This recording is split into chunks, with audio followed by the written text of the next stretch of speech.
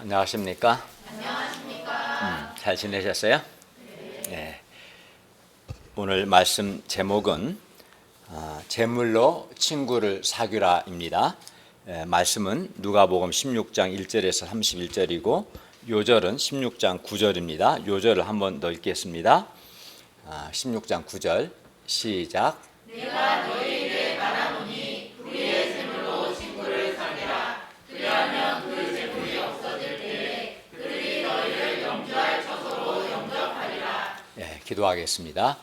은혜로우신 주님, 오늘도 살아계신 성부, 성자, 성령 삼위 하나님께 예배드릴 수 있도록 우리를 인도하시고 은혜 주심을 감사합니다. 우리의 드리는 예배가 하나님을 기쁘시게 하는 예배가 되게 하여 주십시오. 한 주간의 많은 허물과 죄를 예수님의 피로 용서하여 주시고 이 시간 하나님의 말씀이 우리에게 빛이 되고 은혜가 되고 생명이 되도록 도와주시옵소서. 예수님의 이름으로 기도하였습니다. 아멘. 오늘 본문에는 두 개의 비유가 나옵니다. 첫 번째 비유에서 주인은 자신의 재산을 낭비한 청지기가 자기에게 손해를 끼쳤는데도 불구하고 이를 지혜 있게 했다고 칭찬합니다. 첫 번째 비유에서는. 두 번째 비유에서는 한 부자와 거지 나사로가 나오는데 거지 나사로는 죽은 후에 영원한 처소로 영접되지만 부자는 죽은 후에 영주할 처소로 영접되지 못하고 음부에서 고통한다는 이야기입니다. 그런데 이 두 비유가 공통적으로 말하고자 하는 것은 재물, 그 돈을 어디에다가 써야 하는가 하는 겁니다. 오늘 말씀을 통해서 우리가 우리의 재물, 그 돈을 어디에 써야 하는가 배울 수 있기를 기도합니다. 아멘. 1절을 보십시오. 예수님은 본문의 말씀을 제자들에게 하십니다. 어떤 부자에게 청지기가 있었는데 그 청지기가 주인의 소유를 낭비한다는 말이 그 주인에게 들렸어요. 청지기는 주인의 재산을 관리하는 사람입니다. 그런데 오늘 본문의 청지기는 주인의 재산을 낭비했어요. 어떻게 낭비했을까요? 예를 들어 주인이 집을 짓겠다고 해서 청지기는 땅을 샀는데 땅값을 제대로 알아보지 않고 시세의 3배의 돈을 주고 땅을 산 거예요. 그러면 주인에게 큰 손해가 되겠죠. 또 집을 짓는데 사기꾼 건축업자에게 속아서 몇 배의 비용이 더 들었습니다. 본문의 청지기는 주인의 소유에 대해서 자기 돈이 아니라고 잘 알아보지도 않고 함부로 돈을 썼어요. 그러니까 낭비한 것이죠. 이런 식으로 그 청지기는 자기 주인의 소유를 낭비했습니다.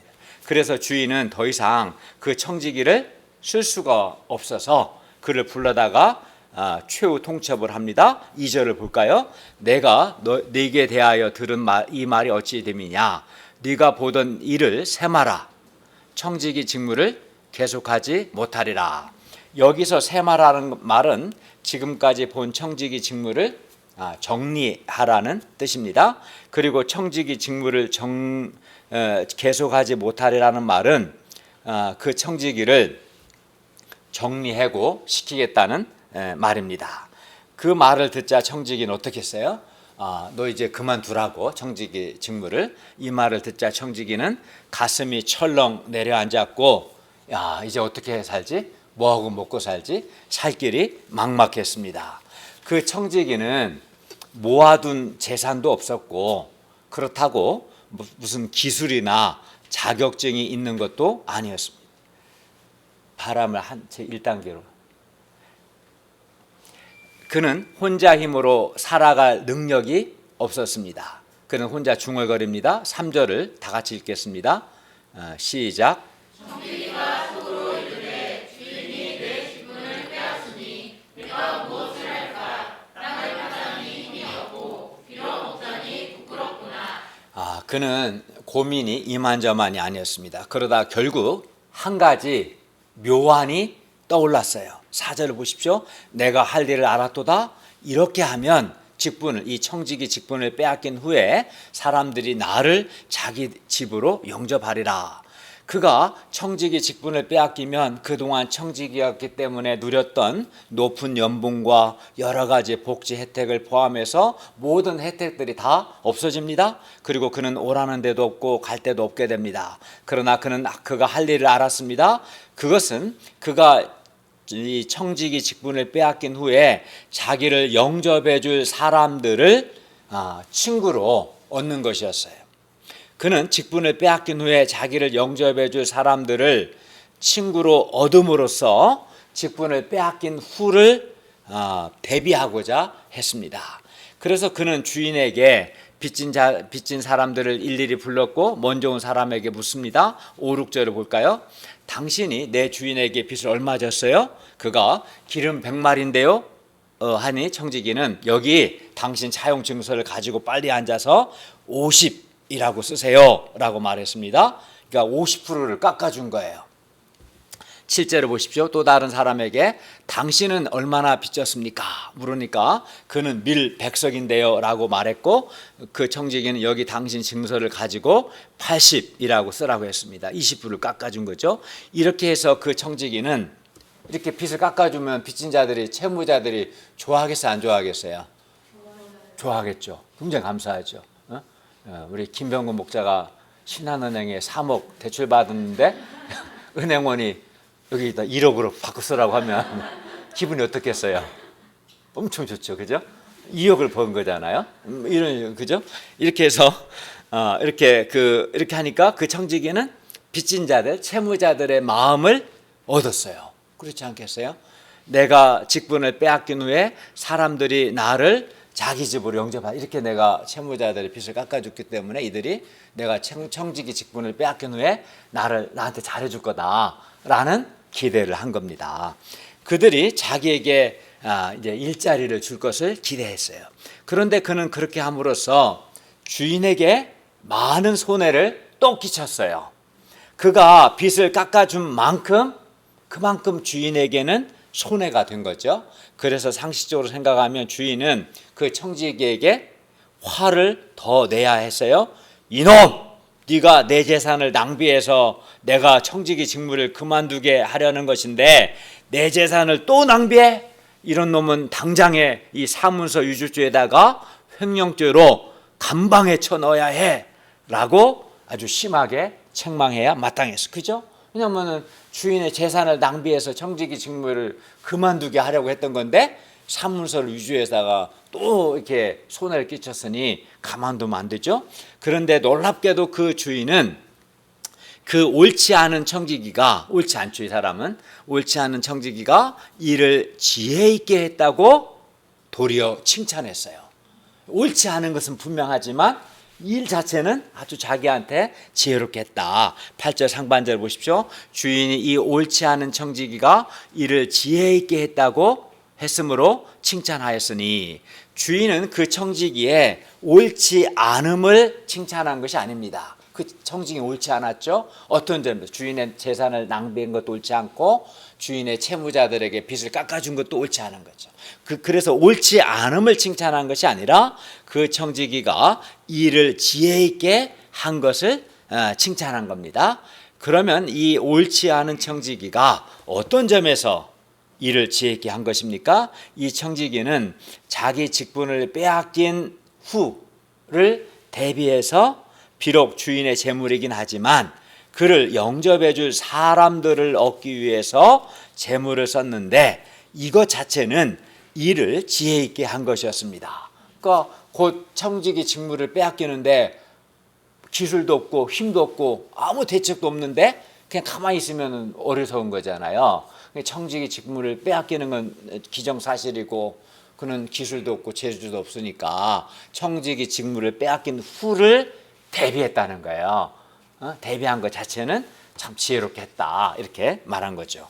본문의 청지기가 주인의 소유를 낭비했고 주인에게 손해를 끼쳤기 때문에 그가 옳지 않은 청지기라는 것은 분명합니다. 틀림없어요. 예수님께서도 8절 상반절에서 그를 가르쳐 이 옳지 않은 청지기라고 말씀하셨습니다. 그러나 주인이 보기에 그가 직분을 빼앗긴 후를 대비해서 재물로 친구를 얻은 것 자체는 일을 아주 지혜 있게 한 것이었고 주인은 바로 이 점을 칭찬한 겁니다. 옳지 않은 것을 칭찬한 게 아니라 일을 지혜 있게 했다. 이 점을 칭찬했어요. 그러면 이 비유를 통해서 예수님께서 제자들에게 가르쳐 주고자 하시는 바가 뭘까요? 8절 하반절을 보십시오. 이 세대의 아들들이 자기 시대에 있어서는 빛의 아들들보다 더 지혜로움이니라. 여기서 이 세대의 아들들은 오늘 본문에 옳지 않은 청지기 곧 세상 사람들, 불신자들을 가리키고 빛의 아들들은 예수님의 제자들, 곧 예수 믿는 신자들을 가리킵니다. 예수님께서 보실 때 세상 사람들은 오늘 본문에 옳지 않은 청지기처럼 어떤 방법을 써서라도 심지어 불의한 방법으로라도 자기를 영접해 줄 친구를 얻기 위해서 재물을 사용했습니다. 반면 제자들은 그렇게 하지 않았습니다. 그 자기를 영접해 줄 친구를 얻기 위해서 재물을 사용치 않았습니다. 그래서 재물로 자기를 영접해 줄 친구를 사귄다는 점에서는 이 세상 사람들이 예수님의 제자들보다도 더 지혜가 있었어요. 그래서 예수님은 제자들에게 말씀합니다. 우리 9절을 다 같이 읽을까요? 9절입니다. 시작.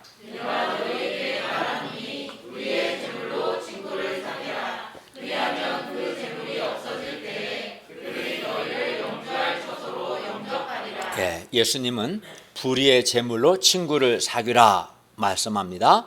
여기서 불의의 재물은 세상 재물을 가리킵니다. 따라서 불의의 재물로 친구를 사귀라는 것은 세상 재물로 친구를 사귀라는 말입니다. 그리고 세상 재물로 친구를 사귀는 목적이 뭡니까? 세상 재물로 친구 사귀는 목적은 그 재물이 없어질 때에 영주할 처소, 영원한 처소로 곧 하나님 나라로 영접되기 위해서입니다. 여기서 예수님은 9절을 잘 보시면 그 재물이 없어질 때에 라고 말씀하셨는데 이는 돈과 재물이 없어진다는 것이고 또 세상주의가 없어진다는 것이고 본문의 이제 청지기 경우는 청지기 직무가 없어지는 거죠. 또 더 나아가서 우리 생명이 없어진다는 것입니다. 이 재물이 없어진다는 말은 재물, 돈, 세상주의, 우리 생명이 없어진다는 뜻입니다. 우리가 지금은 젊지만 언젠가는 우리 생명도 없어질 날이 옵니다. 그리고 그때 우리가 영주할 처소, 곧 영원히 거주할 하나님 나라로 영접되지 않고 영접되지 못하고 도리어 버림받아서 지옥 불못에 던져진다면 어떻게 되겠어요? 이는 비극 중에 비극입니다. 따라서 우리는 모든 것이 없어질 그때를 대비해야 합니다. 없어질 때가 있어요. 우리가 한국의 가장 부자였던 고 이건희 회장도 그렇게 뭐 수십조 원의 부자지만 재물이 없어지고 그의 생명이 없어질 때가 있었잖아요. 그죠? 없어질 때가 있다는 거죠. 없어질 때를 대비해야 한다는 거예요. 없어질 때를 대비하지 않으면 이제 영주할 처소로 영접되지 못하고 지옥 불못에 던져진다 이겁니다. 그래서 우리는 모든 것이 없어질 그때를 대비해야 합니다. 진정 지혜 있는 사람은 재물이나 생명이 없어질 때가 있다라는 사실을 알고 없어질 때를 대비하는 사람입니다. 그런데 세상 재물로 친구를 사귀라고 해서 아무 친구나 사귀라는 것은 아닙니다. 오늘 본문에서 재물로 친구를 사귀는 목적은 그 재물이 없어질 때에 영주할 처소, 영원한 처소로 영접되기 위해서입니다. 따라서 우리는 우리를 영주할 처소, 영원한 처소로 영접해 줄 수 있는 바로 그러한 친구들을 사귀라는 뜻입니다. 그러면 누가 우리를 영주할 처소로 영접해 줍니까? 누가 우리 정주와 자매님을 영원한 처소로 영접해 줄 수 있겠습니까? 바로 예수님이시죠. 예수님입니다. 예수님은 나의 재물이 없어지고 나의 생명이 없어지고 나의 모든 것이 없어질 바로 그때에 나를 하나님 나라의 영주할 처소, 영원한 처소로 영접해 주십니다. 아멘. 우리가 가진 것이 영원하지 않습니다. 내 돈도 없어지고 내 건강도 없어지고 나의 생명도 없어질 때가 반드시 옵니다. 근데 그때 예수님께서 나를 영주할 처소로 영원한 하나님 나라로 영접해 주십니다. 그러므로 우리는 세상 재물로 예수님을 친구로 삼아야 합니다. 그러면 세상 재물로 예수님을 친구 삼는다는 것은 구체적으로 어떻게 하는 것입니까? 그것은 예수님을 위해서 예수님께서 가장 예수님이 가장 기뻐하시는 일을 위해서 재물을 쓰는 것입니다. 그러면 예수님께서 가장 기뻐하시는 일이 뭘까요? 그것은 죄인 하나가 회개하고 구원받는 겁니다. 그러니까 재물로 예수님을 친구 삼는 것은 예수님을 위해서 재물을 쓰는 것이고, 이것은 예수님이 기뻐하시는 일을 위해 재물을 쓰는 것이고, 예수님 기뻐하시는 일은 죄인 하나가 회개하고 구원받는 겁니다. 그런데 우리가 지금 섬기고 있는 캠퍼스 복음 역사는 죄로 죽은 캠퍼스 학생들을 구원하는 가장 귀하고 가치 있는 일입니다. 예수님이 기뻐하시는 일이죠. 그러므로 우리가 하나님의 복음 역사를 위해서, 우리의 믿음의 동역자들과 우리에게 있는 형제 자매님들을 위해서, 그리고 예수님의 이름으로 도움이 필요한 사람들을 돕는 데에 우리의 재물, 돈을 쓰는 것이 바로 예수님께 돈을 쓰는 것이고, 그때 우리는 예수님을 친구로 얻습니다. 그런데 감사하게도 우리 가운데 많은 분들이 주님의 복음 역사를 위해서 자신의 돈과 시간을 드렸습니다. 그리고 지금도 드리고 있습니다. 예를 들어 주님의 교회와 동역자들과 형제 자매님들을 섬기기 위해서 우리는 11조 헌금과 주일 예배 감사 헌금, 또 해마다 보배합을 드렸습니다.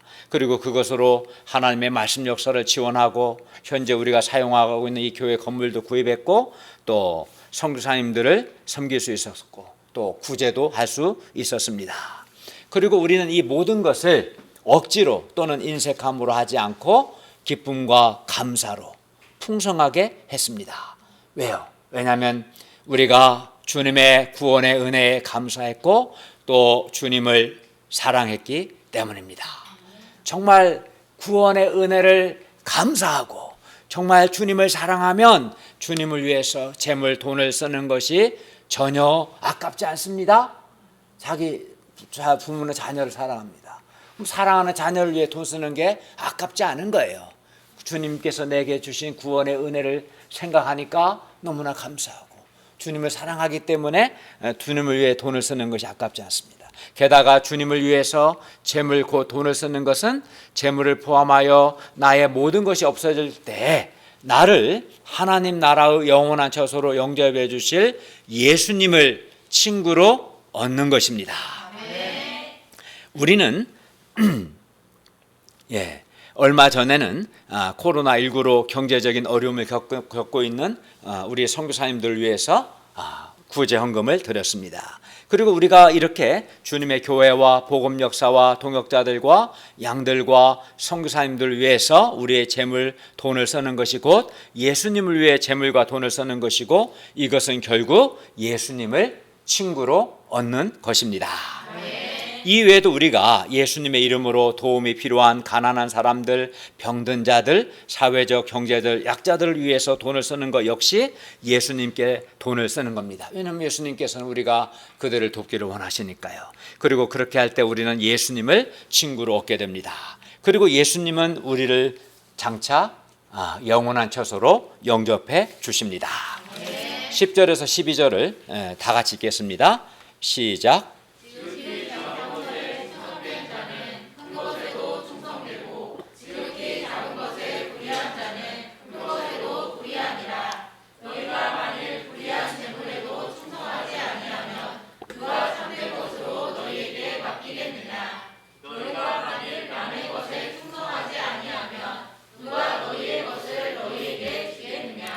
여기서 지극히 작은 것, 작은 것이라고 그랬어요.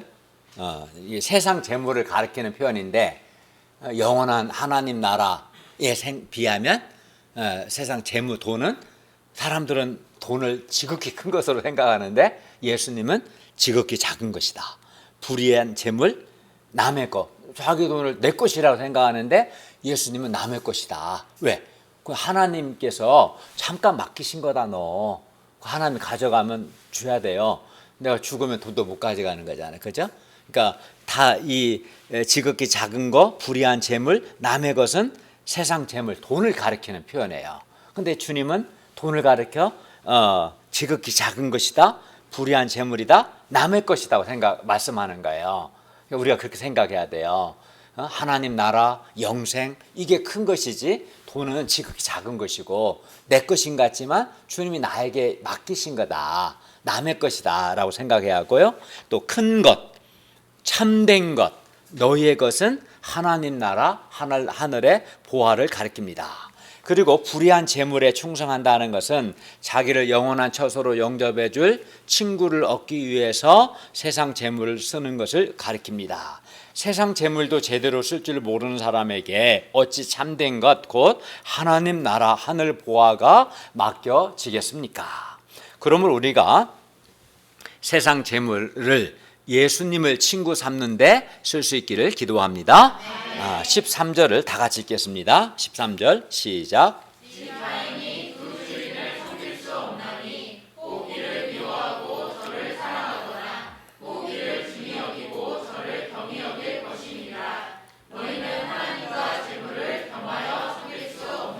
예, 이 말씀에서 예수님은 하나님도 주인이라고 하시고 재물도 주인이라고 하십니다.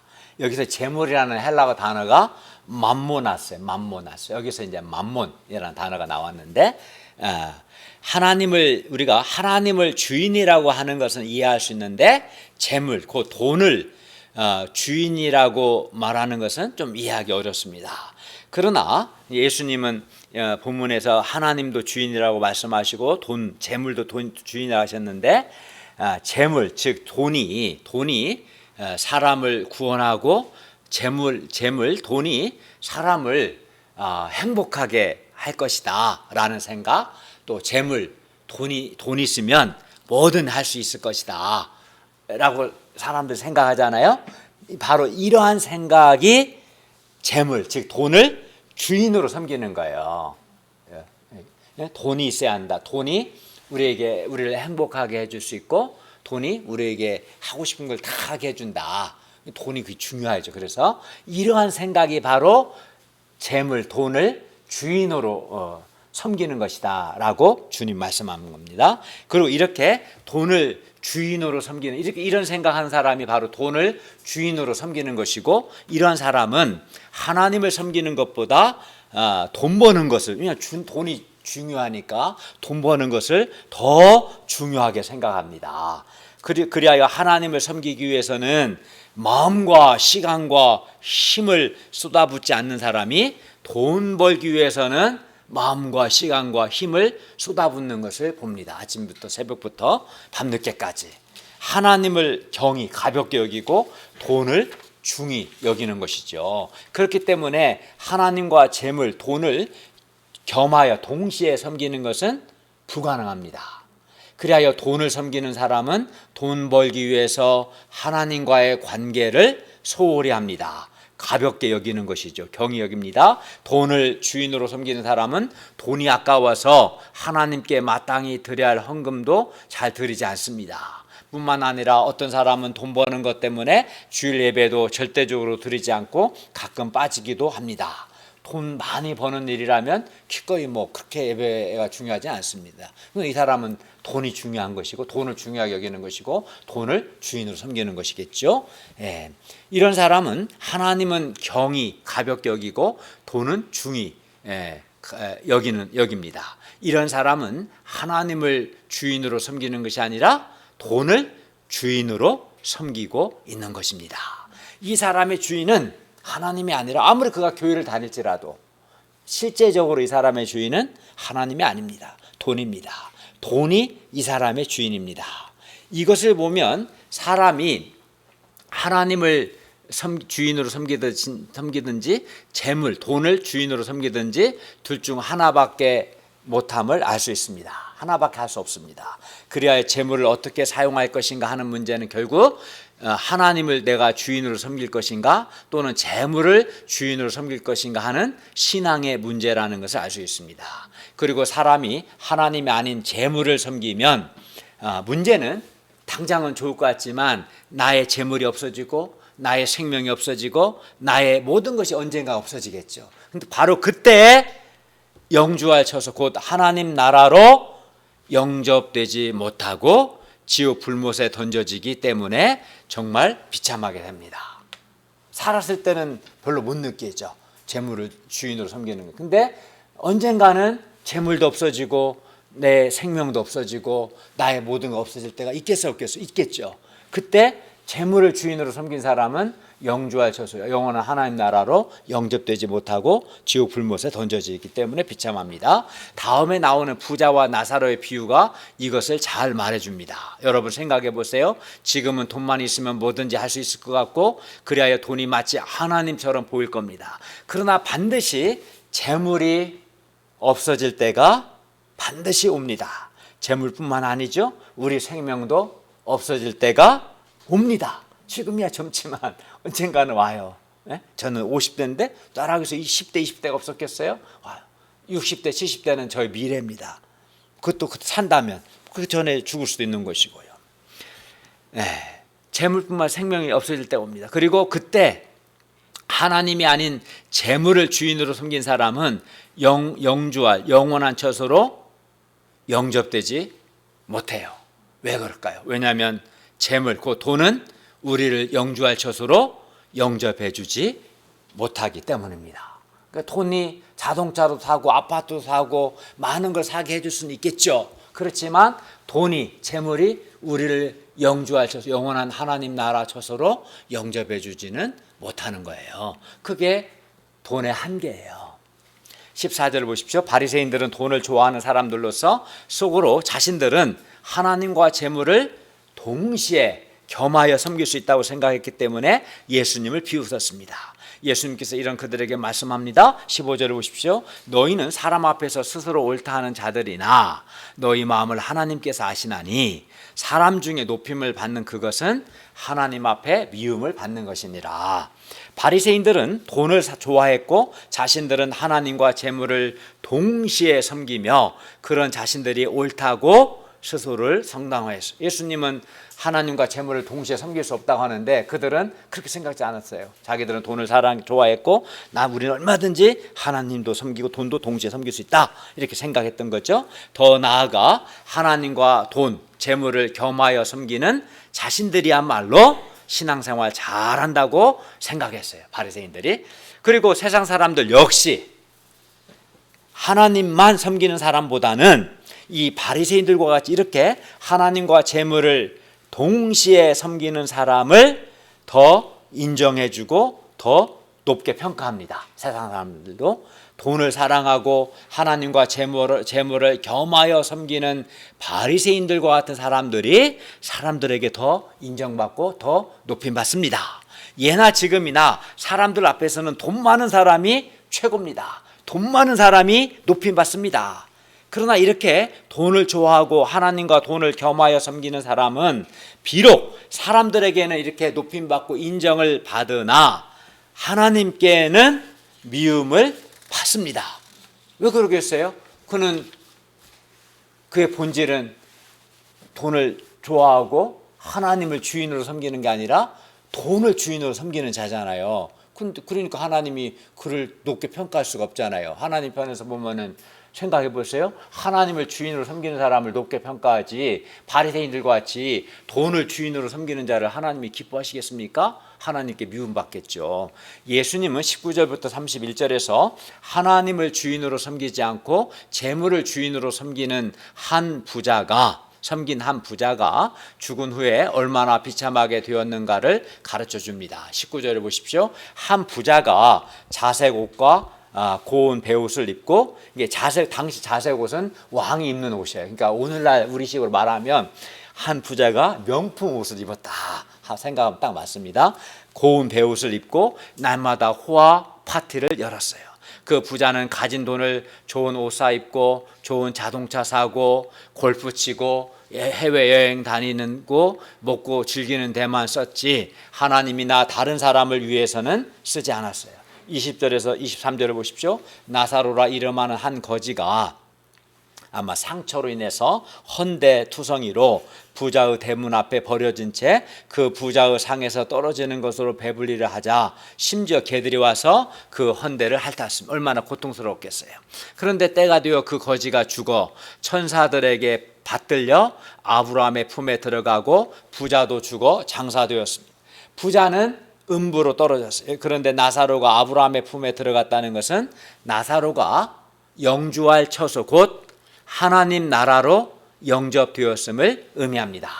그리고 부자가 음부에 들어갔는데 일반적으로 음부는 죽은 자들이 가는 곳인데 여기서는 예수님을 믿지 않고 죽은 자들이 가는 지옥 게헨나를 가리킵니다. 부자는 음부에서 23절에 보면 고통 중에 눈을 들어 멀리 아브라함과 그의 품에 있는 나사를 보고 말합니다.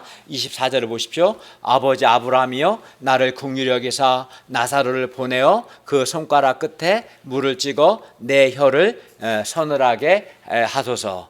내가 이 불꽃 가운데에서 괴로워하나이다. 그 부자는 영주할 처소로 영접되지 못하고 음부 곧 지옥 불꽃 가운데로 버려졌어요. 뭐라고 그래요?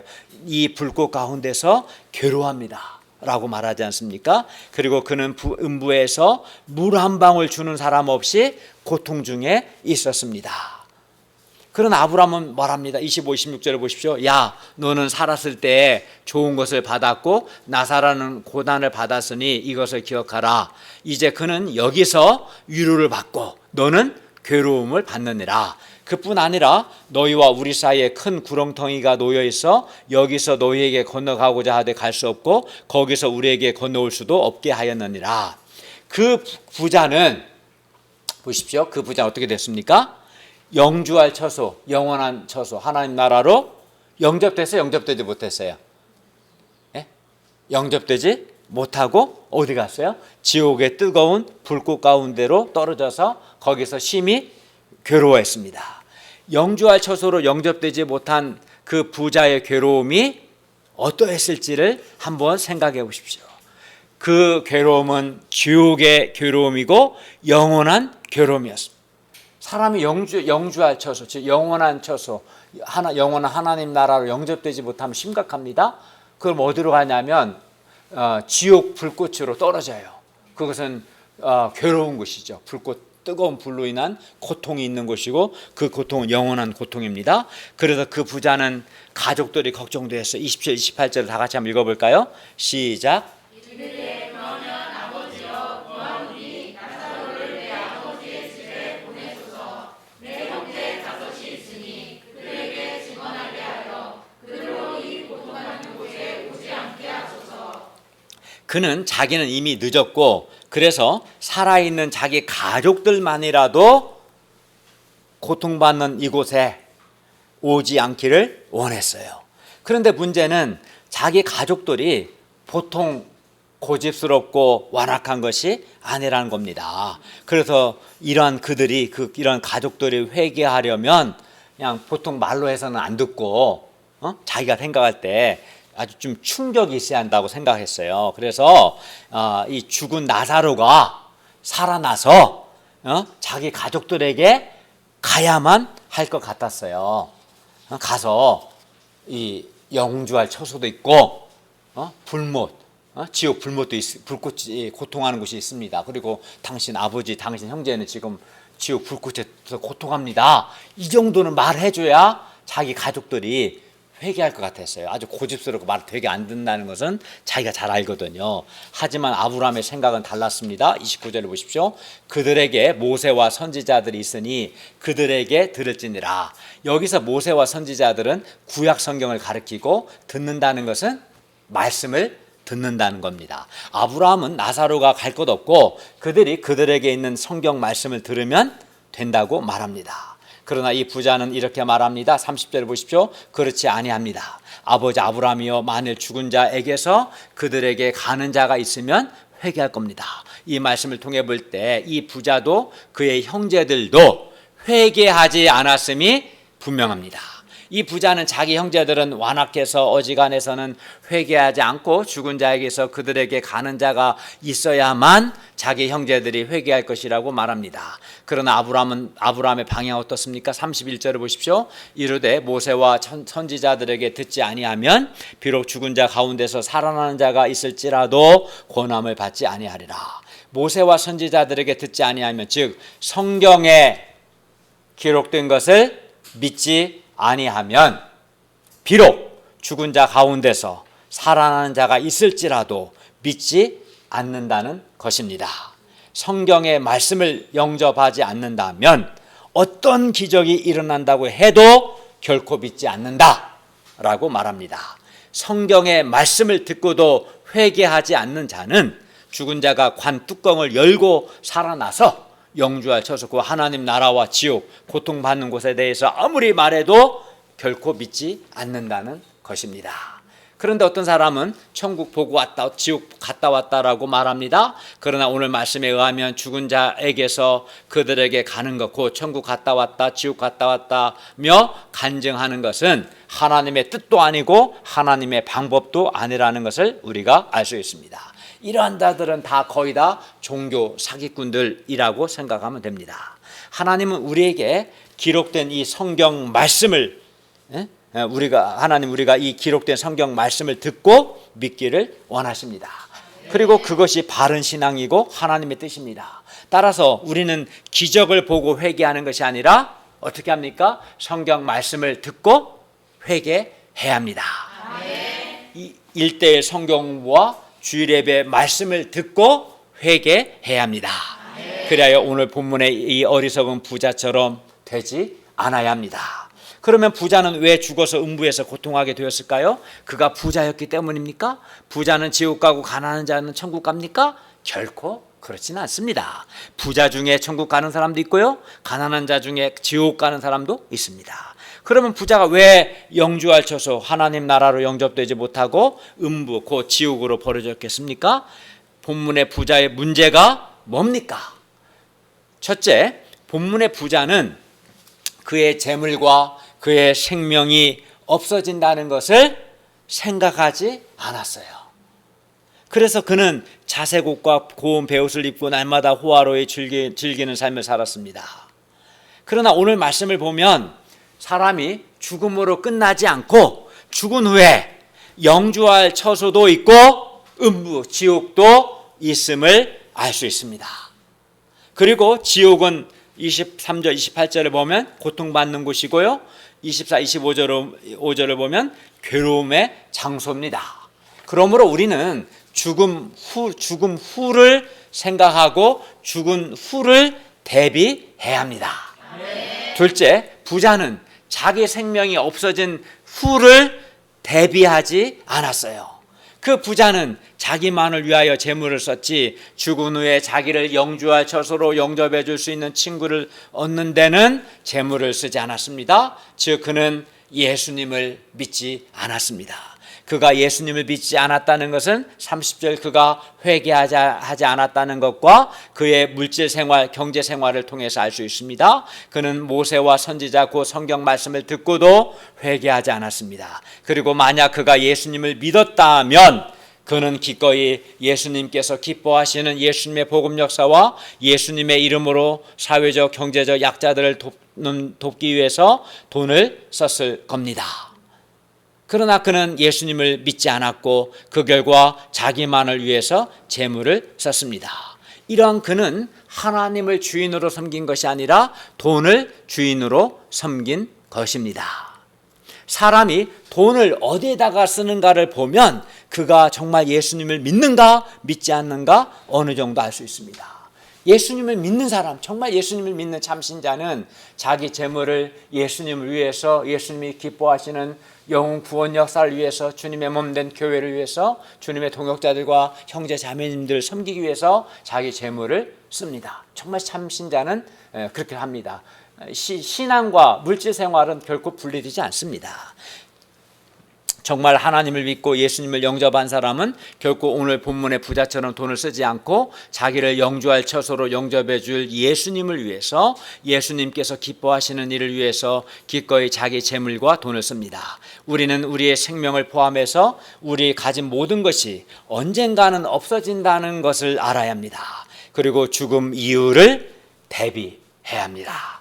즉 세상 재물로 예수님을 친구 삼아야 합니다. 결론입니다. 우리가 재물을 어디에 써야 합니까? 예수님은 말씀합니다. 9절입니다. 불의의 재물로 친구를 사귀라. 그리하면 그 재물이 없어질 때 그들이 너희를 영주할 처소로 영접하리라. 그러므로 우리가 우리 재물과 생명과 우리 모든 것이 없어질 그때를 대비해서 우리를 영주할 처소로 영접해 주시는 예수님과 예수님의 복음 역사를 위해서 우리의 재물과 우리의 돈을 쓸 수 있기를 기도합니다. 기도하겠습니다. 은혜로우신 주님, 오늘 말씀을 통해서 우리의 재물과 돈을 어디에 써야 하는가 가르쳐 주셔서 감사합니다. 우리의 재물도 우리의 생명도 언젠가는 없어진다는 걸 알고 그때를 그 후를 대비해서 우리가 우리를 영원한 하나님 나라 처소로 영접해 주실 수 있는 예수님을 친구 삼는데 예수님을 위해서, 예수님의 교회와 복음 역사를 위해서 우리의 재물과 우리의 돈을 사용하는 지혜로운 자들이 되게 하여 주시옵소서. 예수님의 이름으로 기도하였습니다. 아멘.